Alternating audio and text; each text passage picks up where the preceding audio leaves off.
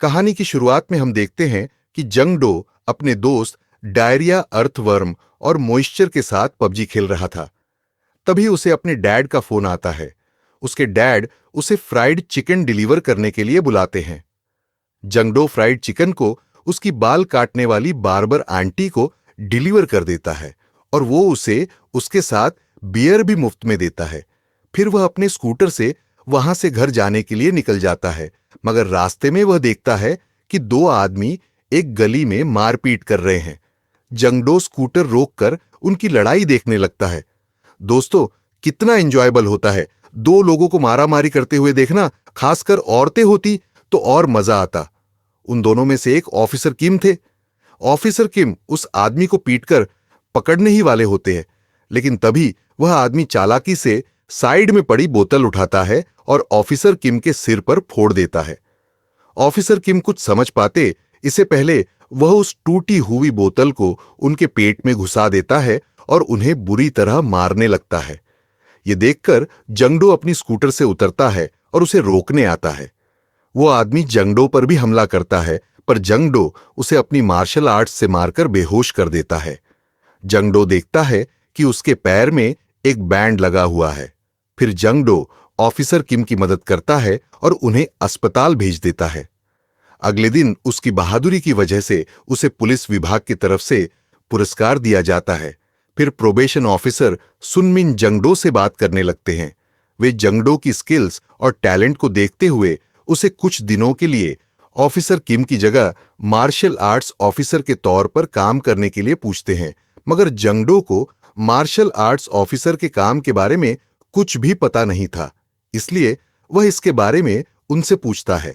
सुनमिन उसे बताते हैं कि जब कोई बड़ा क्रिमिनल कोई बड़ा क्राइम करने के बाद जेल से सजा काट कर आता है तो उन्हें प्रोबेशन पर रखा जाता है और उन पर नजर रखने के लिए प्रोबेशन ऑफिसर रहते हैं।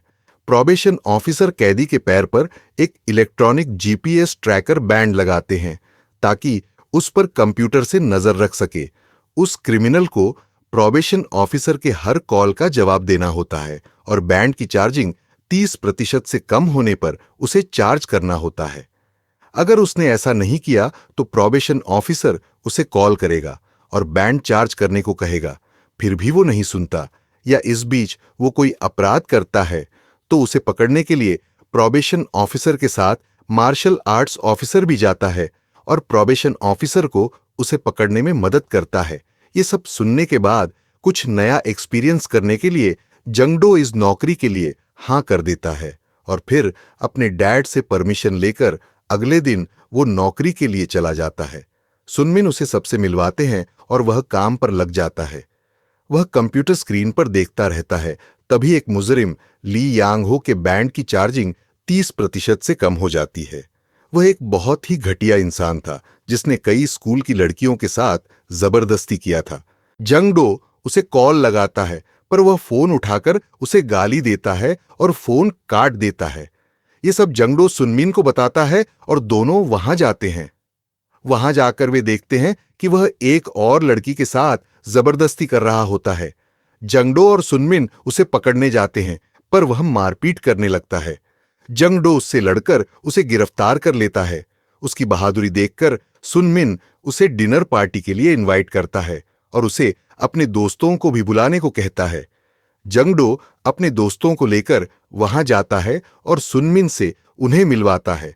जंग डो सुनमिन को उनसे परिचय कराता है और उनके नाम सुनमिन को बताता है। उनके अजीब नाम सुनकर सुनमिन इसके बारे में पूछता है तो जंग डो बताता है कि मॉइस्चर की नाक हमेशा गीली होती है, इसलिए उसे मॉइस्चर बुलाते हैं और अर्थवर्म तभी हिलता है जब उसे कोई आवाज दे या उसे टच करे, इसलिए उसे अर्थवर्म बुलाते हैं।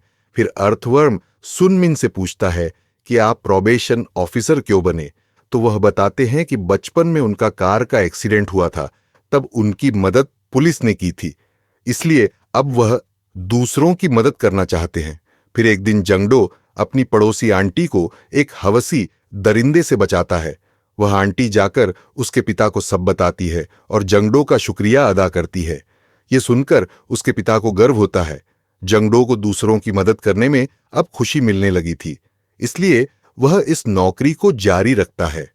कुछ दिनों बाद ऑफिसर किम ठीक होकर वापस आते हैं और जंगडो की ज्वाइनिंग पर उसे टैक्टिकल ग्लव्स गिफ्ट देते हैं। जंगडो उन्हें खुशी खुशी स्वीकार कर लेता है। फिर एक दिन कोरिया का एक बहुत बड़ा मुजरिम जिसका नाम कांग था, वो जेल से सजा काटकर रिहा हो जाता है। उसने 15 हाई स्कूल लड़कियों के साथ जबरदस्ती किया था। उसे सुनमिन और जंगडो की निगरानी में रखा जाता है। उसके पैर पर इलेक्ट्रॉनिक जीपीएस बैंड लगाते हैं और उसे निगरानी पर रखते हैं। उसके पिछले गुनाहों की वजह से उस पर जंगडो और सुनमिन कड़ी नजर रखते हैं ताकि फिर से कोई मासूम उसका शिकार न बन जाए। जेल से रिहा होने के कुछ ही दिनों के बाद उसका एक दोस्त उसे एक काम के बारे में बताता है और इसके लिए वो उसे एक आदमी से मिलने को कहता है, जिसके बाद वो जंगडो को चकमा देकर उस आदमी से मिलने एक पार्किंग लॉट में जाता है और एक कार के अंदर उस आदमी से मिलता है। कार के शीशे काले रंग के थे, जिसकी वजह से अंदर का बाहर नहीं दिखता है। उस आदमी का नाम किम मिन वूक था, जो छोटी लड़कियों का अश्लील वीडियो बनाता था। वह उसे बताता है कि वह वीडियो बनाकर डार्क वेब पर डालता है और कांग को इसके लिए वीडियो बनानी होगी, जिसके लिए वो उसे एक वीडियो के 1 करोड़ देगा और लड़की लाने का काम मिन वूक देख लेगा। कांग की अजीब हरकतों की वजह से जंगडो चुपके से कांग को ढूंढने लगता है और जीपीएस के सिग्नल के मुताबिक पार्किंग में पहुंच जाता है। जीपीएस के सिग्नल एकदम एक्यूरेट नहीं होने की वजह से जंगडो उसे ढूंढ नहीं पाता है, लेकिन तभी उसे वहां एक कार दिखती है। कार के शीशे देखकर उसे थोड़ा अजीब लगता है, इसलिए वो उस कार की नंबर प्लेट याद करके वहां से चला जाता है। थोड़ी देर बाद सुनमिन कांग के लोकेशन का पता लगाने के लिए उसे कॉल करता है।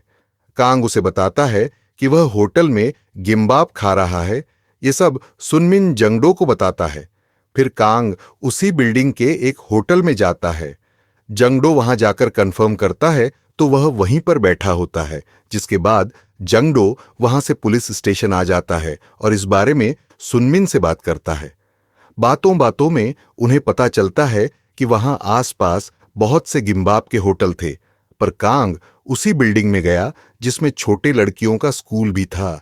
ये देखकर उन्हें और ज्यादा शक होता है, इसलिए जंगडो अब उस पर 24 घंटे नजर रखने लगता है।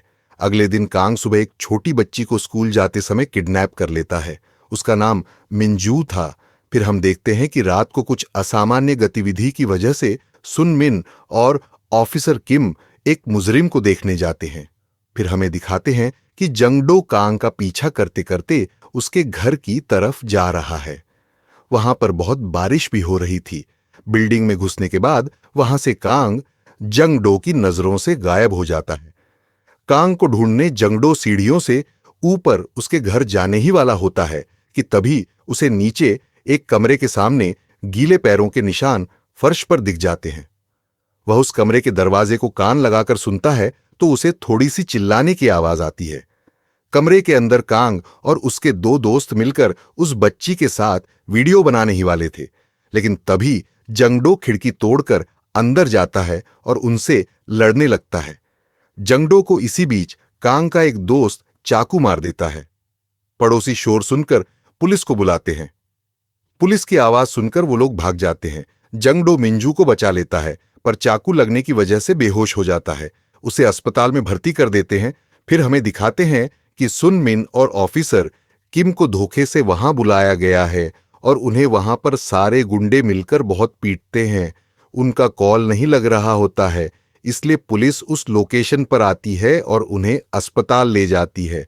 इसमें ऑफिसर किम की जान चली जाती है और सुनमिन भी बुरी तरह से घायल हो जाते हैं। जंगडो का हाल सुनकर उसके पिता अस्पताल आते हैं और उसे बेहोश देखकर रोने लगते हैं और सभी पुलिस वालों को डांटने लगते हैं। तभी जंगडो होश में आता है और बच्ची और कांग के बारे में पूछता है। पुलिस वाले उसे सब बता देते हैं और ऑफिसर किम और सुनमिन के बारे में बताते हैं। यह सुनकर जंगडो रोने लग जाता है। अस्पताल से छुट्टी मिलने के बाद जंगडो को ब्रेव सिटीजन अवार्ड दिया जाता है और घर जाते समय उसे मिलने मिंजू की आंटी आती है। वह उसका शुक्रिया अदा करती है और मिंजू की तरफ से चिट्ठी देती है। जंगडो उनसे मिंजू के बारे में पूछता है तो वह बताती है कि मिंजू अब घर से अकेले बाहर जाने से बहुत डरती है, लेकिन जंगडो का नाम सुनकर वो खुश हो जाती है। जख्मी होने की वजह से जंगडो सिक लीव पर था, पर कांग के फरार होने की वजह से उसे बेचैनी होने लगती है। वह यह बात अपने दोस्तों को कहता है तो सारे दोस्त कांग को पकड़ने के लिए राजी हो जाते हैं। जंगडो नंबर प्लेट की मदद से मिनवूक को पकड़ लेता है और उससे कांग के बारे में पूछता है। वह सब बता देता है। पूछताछ के दौरान उन्हें पता चलता है कि कांग ने फरार होने के बाद एक और लड़की के साथ जबरदस्ती किया था और फिर उन्हें मिनवूक के लैपटॉप में बहुत सारे छोटी बच्चियों के अश्लील वीडियो मिलते हैं, जिसके बाद जंगडो और उसके दोस्त उसे गिरफ्तार करवा देते हैं। इसके बाद जंगडो कांग को पकड़ने जा ही रहा होता है, लेकिन तभी उसके पिता उसे रोकते हैं और कहते हैं कि उसे पुलिस पकड़ लेगी। तुम्हें चोट लगी है, तुम घर पर ही रहो। इस पर जंगडो कहता है कि पुलिस तो है ही, पर उस दरिंदे ने फरार होने के बाद और एक बलात्कार किया था, इसलिए अगर आज मैं नहीं गया तो हो सकता है वो और एक बच्ची के साथ ऐसा करे, और अगर ऐसा हुआ तो मैं खुद को माफ नहीं कर पाऊंगा। यह सुनकर जंगडो के पिता उसे जाने की अनुमति देते हैं और कहते हैं, गुड लक ऑफिसर। यह सुनकर जंगडो कहता है, हां सर, और हंसता हुआ कांग को पकड़ने जाता है। जंगडो अपने दोस्तों को लड़ाई से दूर रहने को कहता है क्योंकि उसमें खतरा था। जंगडो कांग के अड्डे के अंदर जाता है और कांग और उसके दोस्तों को पीटता है। इसके बाद उन्हें पुलिस के हवाले कर देता है। फिर हम देखते हैं कि कांग को पकड़ने की वजह से कोरिया के राष्ट्रपति जंगडो को और उसके दोस्तों को अवार्ड देते हैं। तभी मिंजू आती है और जंगडो को फूल देकर धन्यवाद कहती है और बताती है कि उसे अब कोई डर नहीं है, जिसके बाद ये कहानी यहीं पर खत्म हो जाती है। तो दोस्तों, अगर आपको हमारी कहानी पसंद आई हो तो वीडियो को लाइक करें, शेयर करें और चैनल को सब्सक्राइब करना न भूलें। मिलते हैं अगली वीडियो में एक नई कहानी के साथ। तब तक के लिए गुड बाय।